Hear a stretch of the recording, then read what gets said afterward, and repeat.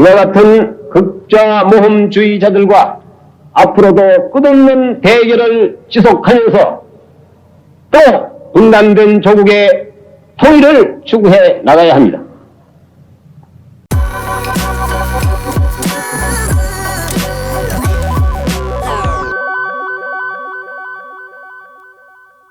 (1974년 10월 1일) 제26주년 국군의 날 기념식 2부 영상입니다.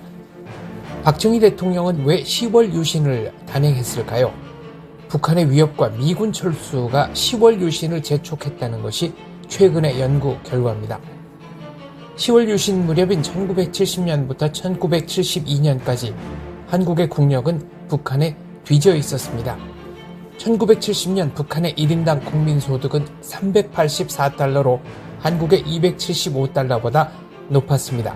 그리고 그해 군사비 지출도 북한은 7.4억 달러였지만 대한민국은 3.3억 달러로서 우리의 2배 이상을 북한이 쓰고 있었습니다.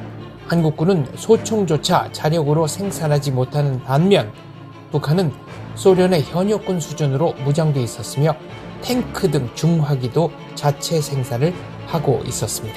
1970년대를 적화통일의 호기로 판단한 북한은 게릴라전 공격을 감행했습니다. 비무장지대에서 북괴가 거의 매일 자행했던 습격작전은 논외로 하더라도 1968년의 1.21 사건, 이틀 후인 1월 23일 미국 해군 푸에블호 납치 사건, 그리고 그해 10월 11월에 벌어졌던 울진 삼척 지역 무장공비 100여 명 침투 사건 등이 대표적입니다. 1969년 4월 15일에는 미 해군 정찰기 EC-121이 북한기에게 격추당해 승무원 31명이 모두 사망했습니다. 1974년 8월 15일 광복절 기념식장에서 제1교포 문세광의 저격 시도가 노린 것은 박정희 대통령이었습니다. 그 이전에 북괴는 1970년 6월 22일 무장공비 3명의 국립묘지 현충문 폭파 사건도 일으켰죠. 박정희 대통령은 1968년 2월 향토예비군 창설, 1970년 8월 6일 국방과학연구소 출범으로 대응했습니다. 이처럼 당시 대한민국은 비상 준전시 상황의 연속이었습니다. 이런 상황에서 동맹국인 미국은 도움은커녕 불안을 가중시켰습니다. 닉슨 대통령은 1969년 7월 25일 괌에서 닉슨 독트린을 발표했죠. 아시아 방위는 아시아인들이 맡아야 한다는 요지였습니다. 해구사는 제공할 수 있지만 실제 전투는 아시아 각국이 알아서 하라는 얘기였습니다. 그리고 한국 정부의 반대에도 불구하고 주한미군의 철수를 강행했습니다. 1970년 8월 내한한 에그뉴 부통령은 71년 6월 말까지 미군 7사단을 철수하고 향후 5년 이내에 나머지 미군도 완전히 철수시키겠다고 통보했죠. 2만여 명의 주한미군 제7사단은 예정보다 3개월 빠른 71년 3월 27일 한국을 떠났습니다. 미국이 한국의 방위를 사실상 포기하고 한미 관계가 근본적으로 변화하는 국제정치 구도에서 경제발전과 자주국방을 이뤄야 한다는, 그러니까 싸우면서 건설해야 한다는 절박함이 10월 유신을 촉발했다고 보는 학자들도 많습니다. 달리 말하면 10월 유신의 목표는 미군의 도움 없이도 나라를 지킬 수 있는 국가 위기관리 체제를 구축하는 것이었습니다. 절박한 위기감을 담은 박정희 대통령의 육성 함께 들어보시겠습니다. 공산주의자들에게 그렇게도 많은 도전을 받아왔고 그렇게도 엄청난 피해를 입고도 또 지금 이 시각에도 그들의 도전이 계속되고 있는데도 불구하고 아직도 악몽에서 깨어나지 못하는 사람이 있다면 이는 참으로 한심한 일이 아닐 수 없습니다. 한국 전쟁이 끝난 지 벌써 20여 년의 세월이 흘렀습니다. 그동안 국제사회에는 많은 변동이 생겼습니다. 우리 한반도를 둘러싼 주변 정세에도 많은 변화가 있었습니다. 그러나 이와 같은 변천 속에서도 하나 변하지 않는 사실이 있습니다. 그것이 뭐냐? 북한 공산주의자들의 대남 적화 야욕입니다.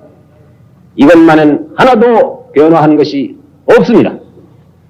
6.25 당시나 또는 6.25 전이나 또는 지금이나 하나도 변하지 않았다는 이 엄연한 사실을 우리는 분명히 알고 있어야 합니다. 다만 변한 것이 있다면 적화통일의 수단과 방법이 그때그때의 정세와 여건에 따라서 약간씩 달라졌을 뿐입니다. 6.25 전쟁은 말할 나위도 없고 6.25 이전에도 남한 각지에서 공산 파괴 분자들이 저지른 가지가지여 만일 휴전 후 지난 20여 년 동안에 만 수천여 회도 넘는 그들의 도발적 죄악상, 그리고 최근에 와서는 일본 국내를 발판으로 하여 조총련을 앞잡이로 내세워서 현묘히 책동하는 우회 침투 공작, 그들의 이와 같은 야만적인 도전은 앞으로도 계속될 것입니다. 이러한 한반도의 현실을 멀리 밖에서 바라보는 사람들 중에는 그들의 입장에서 간혹 이를 국제 권력 정치의 부분적인 마찰로만 보아 넘기려는 경향조차 있는 것 같기도 합니다.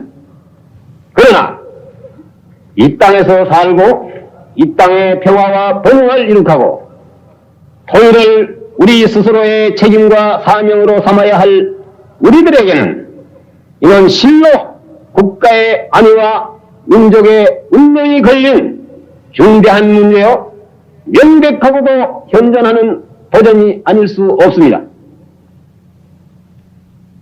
국군장병 여러분, 국민 여러분, 오늘의 세대에 사는 우리들은 이와 같은 극좌 모험주의자들과 앞으로도 끝없는 대결을 지속하면서 또 분단된 조국의 통일을 추구해 나가야 합니다. 이는 참으로 막중한 과제요 실현이 아닐 수 없습니다.